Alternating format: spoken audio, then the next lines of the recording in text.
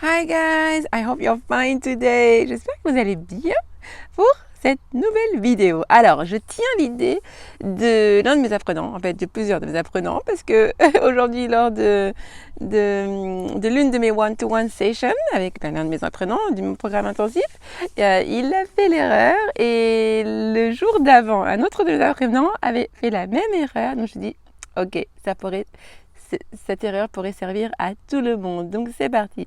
Donc du coup, je m'inspire de cette fameuse erreur. Il s'agissait en fait d'une erreur de préposition.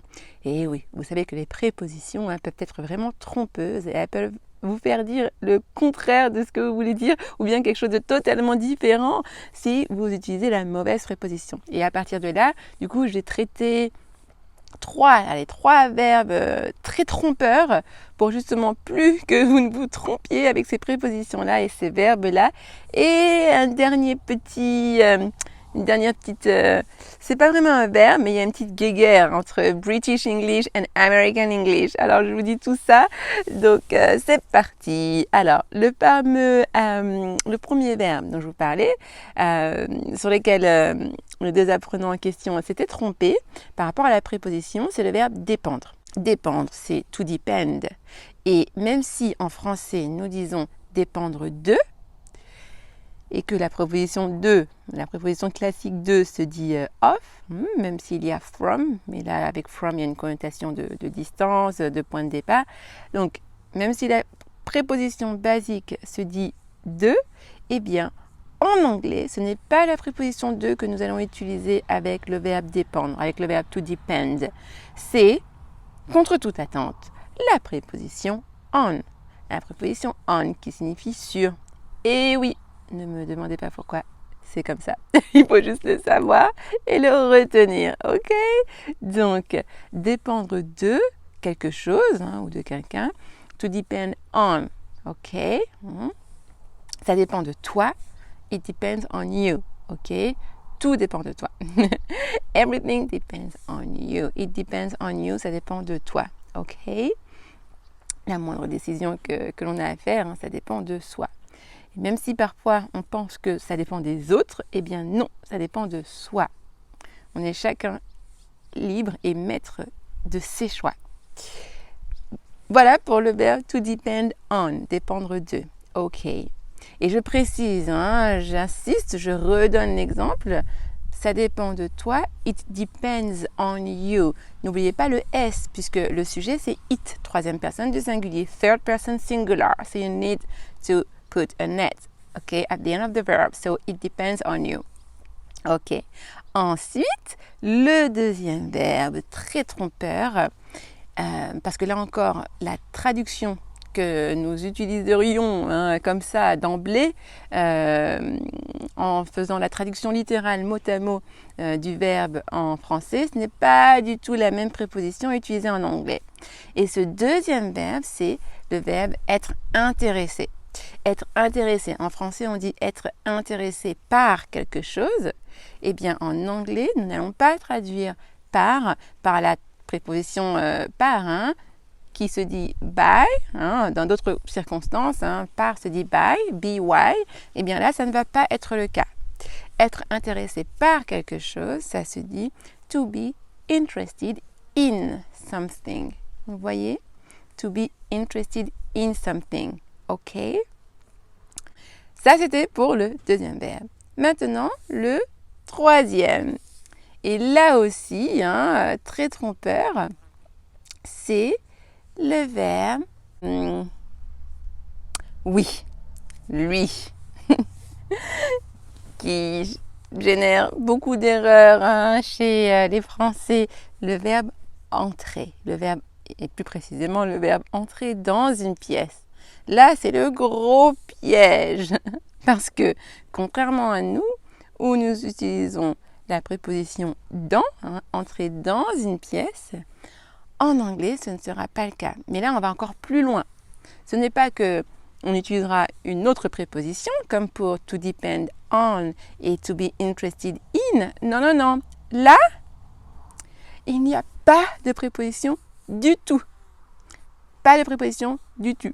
Aucune préposition avec le verbe enter. C'est-à-dire que entrer dans une pièce, vous direz to enter a room. Ok. Ils sont entrés dans cette pièce. They entered this room. Ok. Donc vraiment, vraiment, ne tombez plus dans les pièges des prépositions. Maintenant, vous savez. Surtout que ce sont des verbes très fréquents qu'on utilise très souvent. Donc maintenant, vous savez. Donc faites très attention à partir de maintenant en les utilisant. Ok. Et le dernier, le petit quatrième dont je vous parlais, la petite guéguerre entre British English et American English, c'est pour dire à pied. Faire quelque chose à pied, aller à pied.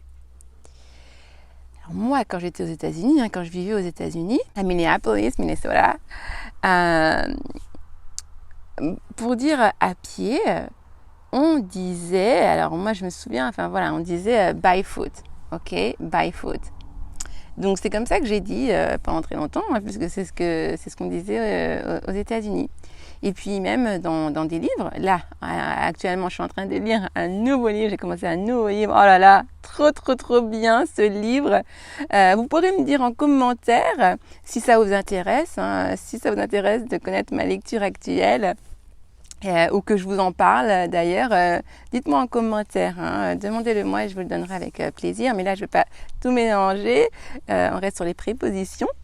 Donc le livre, voilà, ça pourra faire l'objet d'une autre vidéo. Donc dites-moi en commentaire si ça vous intéresse. Et puis ça me donne une idée, tiens, je pensais vous faire des petits résumés en anglais-français, voilà, pour étudier à la fois des livres très utiles pour son évolution personnelle et en même temps l'anglais, pour mixer les deux. Donc, pour revenir à pied, donc moi je disais by foot, et dans ce livre que je suis en train de lire, il y avait aussi by foot.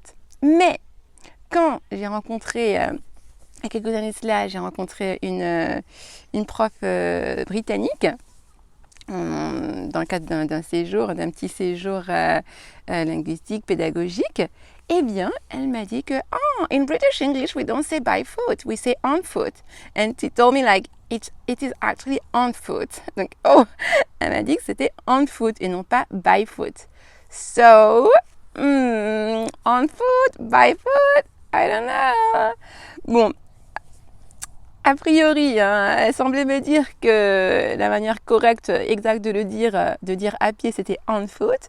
Mais en American English, voilà, nous on disait by foot, et je l'ai encore lu dans un livre américain, by foot. Donc, bon, on foot, by foot, this is the question, the battle. Dans tous les cas, j'espère qu'avec ces quatre mots, 3 verbes plus 1, j'espère que maintenant vous ne vous tromperez plus dans ces prépositions des verbes qui sont vraiment très fréquemment utilisés. Laissez-moi un beau like si ça vous a aidé. N'hésitez pas à partager pour m'aider à aider encore plus de personnes, bien sûr. Et dites-moi en commentaire si vous connaissiez, si vous saviez pour ces verbes-là à préposition trompeuse. Et puis faites-moi une petite phrase d'exemple si vous voulez. Faites-moi une phrase d'exemple en commentaire avec ces différents verbes et locutions. Comme ça, que je puisse voir, je vous fais un peu pratiquer et puis en même temps, je vous corrige un peu vos erreurs. Donc, profitez-en en commentaire, je les attends comme d'habitude.